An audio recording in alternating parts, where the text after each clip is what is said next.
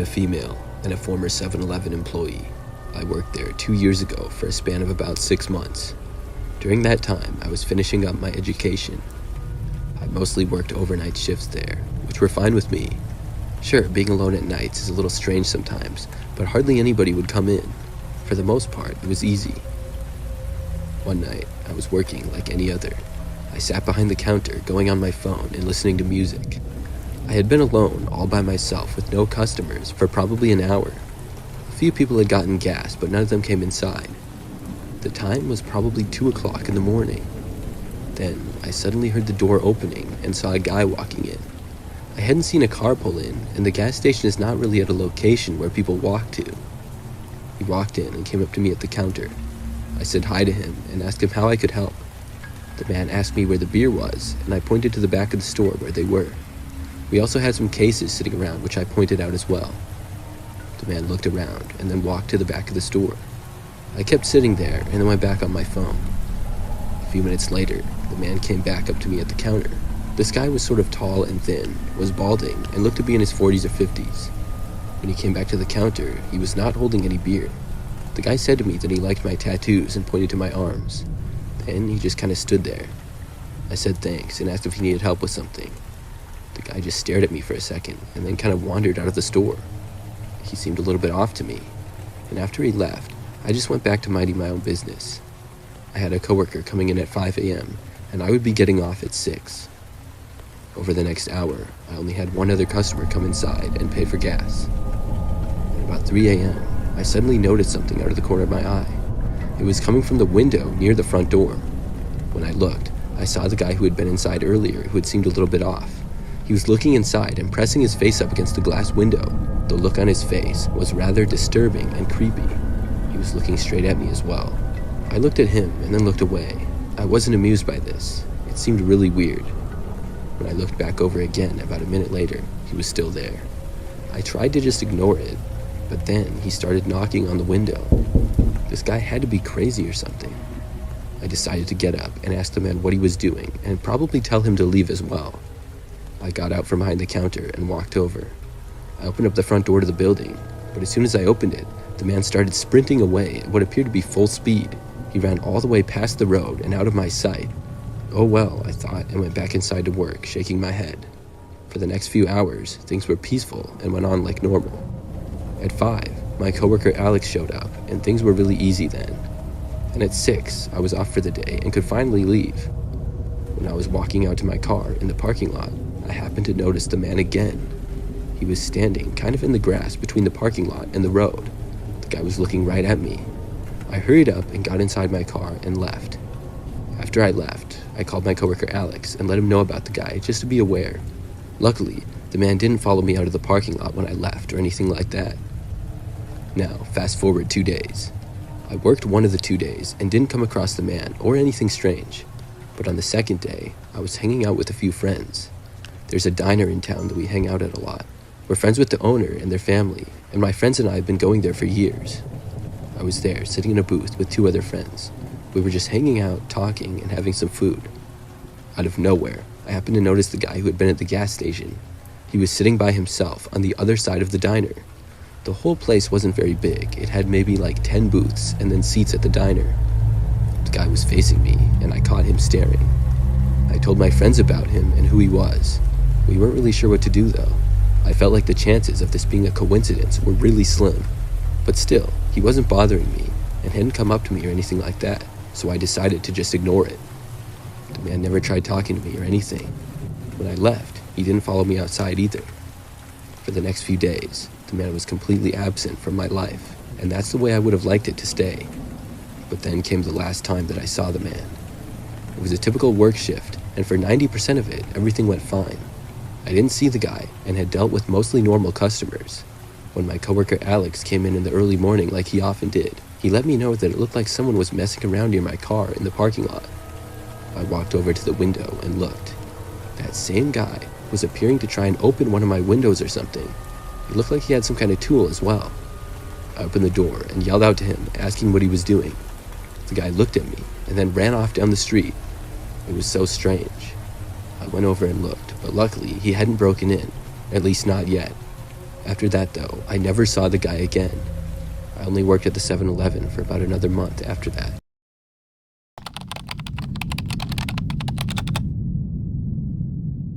Gas stations in the middle of the night can be a weird place. A few months back, I was driving home from visiting some friends. I didn't time out the drive very well, and I found myself on the road at nearly 3 o'clock in the morning. I still had a ways to go, but I had lots of caffeine and was doing fine. When my car was starting to run out of gas, I decided to stop at the next place. I took an exit when I saw a sign that there would be a 7-Eleven at the next one. They're usually a good gas station, and I go there all the time. When I pulled in, there was another car getting gas and somebody else in the parking lot. I pulled up to one of the pumps at the south side of it, sort of far away from the building. I paid at the pump and then began fueling my car. As I stood near the car, the other person getting gas drove off.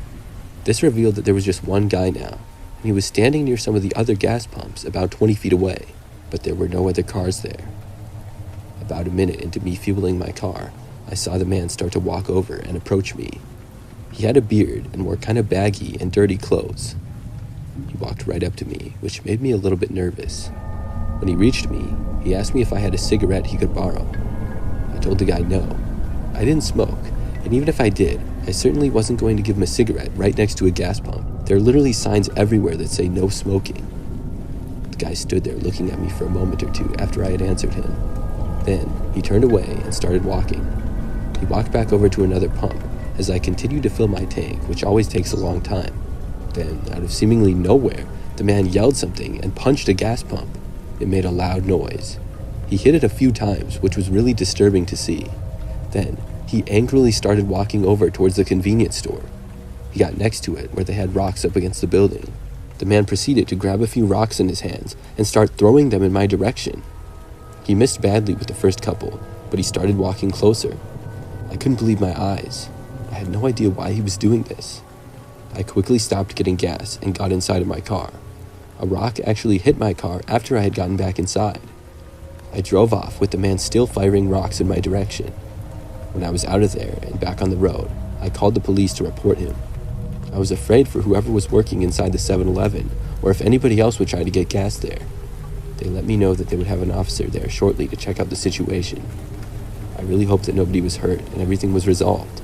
The man definitely seemed like he was on some sort of drugs. He certainly was not in his right mind. It's a pretty scary experience that I will never forget, and I hope the man and everybody else are okay.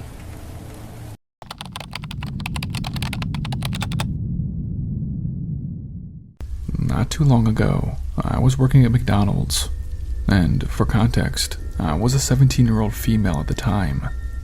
McDonald's that I worked at was a very busy location. There was hardly any downtime, and it was never really slow. Well, I was taking orders one day when this man came in. I'd have to say that he was in his 50s, bald head, and this big gray mustache. He came up to the counter and ordered 2 McChickens and a large fry. The man paid, and I gave him the receipt. When the food was cooked, I handed the bag to him. It was a very normal transaction, except this guy was furious. When he looked into his bag and grabbed a French fry, he immediately spit it out. He started making a huge scene about how his fries weren't hot enough and demanded fresh ones. It always makes me uncomfortable when customers start yelling and making a scene. I politely apologized to him and said that I would give him fresh ones right away. I gave him the fresh fries, but he still had this pissed off look on him. He snatched the fries out of my hands and stormed out of the restaurant. The dude was a total asshole, but it doesn't end there. 2 days after that happened, I was working and I had to use the bathroom. I was in there doing my business when I heard someone else walk in. I didn't think anything of it and continued scrolling on my phone while doing my business. But that's when I saw 2 feet standing outside my stall. I looked up and saw a pair of eyes looking at me through the slit in the bathroom stall door. It was the upset customer from 2 days ago, but I couldn't say anything. He started shaking my stall violently. He rammed his shoulder into the door, trying to get in. I screamed my head off. I screamed so loud, I was surprised that none of the bathroom mirrors broke. Within seconds, I could hear some of my coworkers come into the bathroom. I could hear a scuffle, but ultimately, the upset customer was tackled and held down. Thankfully, an off-duty cop was eating his lunch in our McDonald's and came in to assist. The guy ended up getting arrested, but get this, he had a hammer and a knife on him. He was planning to hurt me, or even worse, all because that I messed up his order. The guy was arrested, and I had to move to a different McDonald's for safety reasons, in case that he got out and came back for me.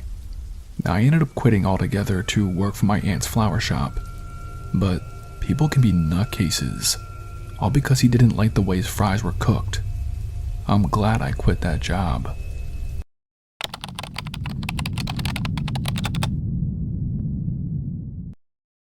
I really wasn't planning on telling this story, but it's been a few years and I'm not as freaked out by what happened as I used to be, so why not?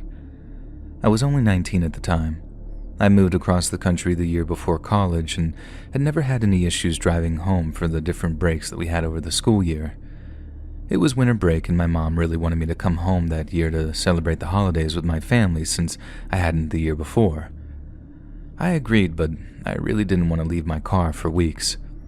There had been a lot of car break-ins in the city that I lived in, and leaving my car to be vandalized, broken into, or stolen just was not an option to me. I told my mom that I'd be driving home, and she wasn't too happy about it, but understood. She offered to have my dad fly out and drive with me, but I didn't want them to go through all that trouble, and I thought a few days on the road by myself would be a good thing. I've been having issues in my personal life, and having the time to think about it without any distractions seemed like a good thing to me. I packed up a few bags that would last me the next few weeks and said bye to my roommate, who was pretty bummed out about me leaving, and headed out the door. Thinking back on it now, my car probably wasn't worth what I went through during that drive home. It was a 20-year-old Honda Civic that had the propensity to break down a lot, and by a lot I mean at least once a month. I just didn't have the money to replace it. I hopped in the car and was on the highway within a few minutes. I got some coffee before heading out of the city so I could stay awake as long as possible. It was still around 8 in the morning, so I figured I'd drive for around 10 hours before hopefully finding a hotel and settling in for the night. I had no definite plans and was following the fastest route home, which probably wasn't the best decision. I know now that I should have taken the route that didn't involve long stretches of highway with nothing but fields for miles and miles. I stopped a few times for a bathroom and snack breaks, and by at around 7 p.m. I was done. I'd been driving for almost 11 hours and didn't want to be a hazard to myself or others on the road if I kept driving while being that exhausted.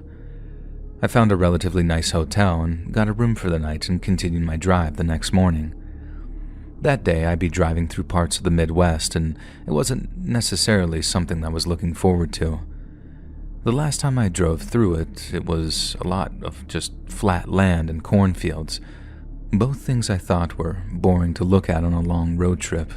It was winter though, so there was no corn. The weather could have been better, but I had no issues the day before, so I hoped that it would stay that way. The day went by faster than the previous one, and the sun was down before I knew it. By 6 p.m. I was feeling pretty good to keep going, so I passed through the next city and drove on. Around 7, I started hearing a knocking sound and wanted to cry when I realized that it was coming from my engine.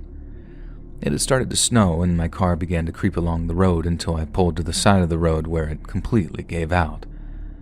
It was getting cold without the heater on, and I knew that I had to get help very soon. I checked Google Maps to see if I was close to another city, but the next town, albeit a very small one, was still almost an hour away. I tried calling my parents to tell them what happened, but my service was completely out. I decided to use the emergency calls only button on my phone to call for help, and thank God it worked. The only problem was the closest officer that could respond was at least an hour away in the town that I mentioned earlier. I told the dispatcher that obviously I'd wait, and she instructed me to lock the doors and try to hide myself inside the car enough to where it looked as though no one was inside. Apparently, right where my car decided to die on me also happened to be a very sketchy section of the highway that wasn't very safe for stranded drivers, especially young women. I'm not gonna lie, Having the dispatcher tell me that made me feel physically ill. I felt like I was going to have a heart attack with how fast my heart was racing. I put up a sun shield in the windshield area and thankfully had 3 extra ones in the car from when I went car camping, and decided to put those along the sides and back windshield as well so no one could see it and it would look like almost black from the outside. Around 30 minutes into me waiting, I started getting the feeling like somebody was watching me. Now, I tried convincing myself that it was just because of the situation that I was in and that all the windows were covered anyway, so there was no way that that was possible. I wanted to shake it off, but the feeling just wouldn't go away. No matter how much I told myself that I was okay, there was something inside of me telling me the situation I was in was about to get very, very scary. I turned on the screen on my phone and faced it in the direction of the windows, not knowing what I was about to see would traumatize me for years to come. At first, I felt some ease seeing only the reflection of the sun shield. I turned my phone towards the passenger side windows, and in the small crack that wasn't covered, to my horror, a strip of window was visible, and on the other side of the window was the face of a man pressed against the glass with a smile, staring directly at me. My first reaction was this blood-curdling scream. It was a sound that I didn't know that I even had the ability to make. It was like fear itself was manifesting in sound. It almost actually rang my ears, and the second the scream left my mouth, I watched as the man lifted his face from the glass and heard him begin to laugh, the most awful, guttural laugh I'd ever heard. Immediately, I heard the car move as the man violently tried the door handle to get access into my car. I was screaming and crying as he hurled himself around the car, howling like he was some animal between his laughing. It felt like he was taunting me in a way. I called 911 again and was screaming that I needed help now.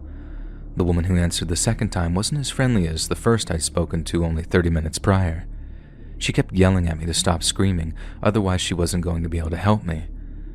I was crying, trying my best to calm down as the man outside began to bang on my window with what sounded like a hard object that possibly would make it possible for him to break into my car. The dispatcher began threatening me, telling me that it wasn't okay to prank 911, even though I insisted what was happening was very real. After 10 minutes of just pure agony, trying to make her understand as the man just outside my car was putting me through this, she hung up on me. And I felt completely helpless. In the moment, the only relief that I was feeling was the fact that he hadn't been able to break into my car. I called 911 again, hoping I'd get a dispatcher with more empathy, and thankfully that was the case. A man answered and immediately took my distress into account and helped me calm down enough to get the information he needed. The officer had been sent almost 45 minutes before, and now was only around 10 minutes away, and I was told that they'd have him get to me as quickly as possible, given what I was going through. I was hopeful, but that hope was ripped away when I heard the sound of what was obviously a rock being thrown at my windshield. It shattered just enough to motivate the man to get on top of my hood and start stomping the windshield until it was broken enough for him to reach a hand inside. I screamed and climbed into the back seat. I was trying my best to get out of reach of this very insane and clearly dangerous person. He started tearing the windshield out of the way, and his face was even scarier than it was the first time I saw it. I was paralyzed with fear as I watched him begin to climb between the glass into the car. I had no choice but to get out of the car and hope the officer was close by. I opened the door and turned on my phone's flashlight. I faced it toward the hood and was so relieved to see that he had become stuck. He was trying to climb out but wasn't able to. I then saw the beautiful, flashing red and blue lights in the distance and heard the sirens as he drove closer. I started frantically waving him down, and he pulled up beside me. He was out of his car in seconds, and another police car was pulling up behind him only a few minutes later. I was placed in one of the cop cars and watched as they actually drew their guns out, demanding that the man climb out of the car. This crazy guy was screaming and thrashing his body around. One of the officers grabbed him by the ankles and pulled him out of the vehicle. The man tried biting him multiple times before being slammed to the ground and handcuffed. They put him in the back of the other car and told me more officers would be coming down to take pictures of the scene, and a tow truck would be down to tow my car. I was driving to the police station and gave my statement about everything that happened. I called my parents, who bought me a plane ticket home from the nearest airport, which the officers were nice enough to drive me to. I wish I could tell you the man who did that to me even gave a reason as to why, but he didn't. He was so mentally deranged that they said that he wasn't even fit to stand trial eventually, and I guess he was taken to some state mental hospital where the last I heard he's still there. I wish that there was some justice for the hell that he put me through, and maybe some people would say there was, but to me, it wasn't justice. He isn't being punished. I am. The memory of what happened punishes me every day. It's gotten easier to deal with as time goes by, but it will always be there to torture me anytime I'm reminded of that man in the window. Our official merch store is finally here. If you want to support more of our channel, check out our merch shop. The link is in the description down below. See you on the next video.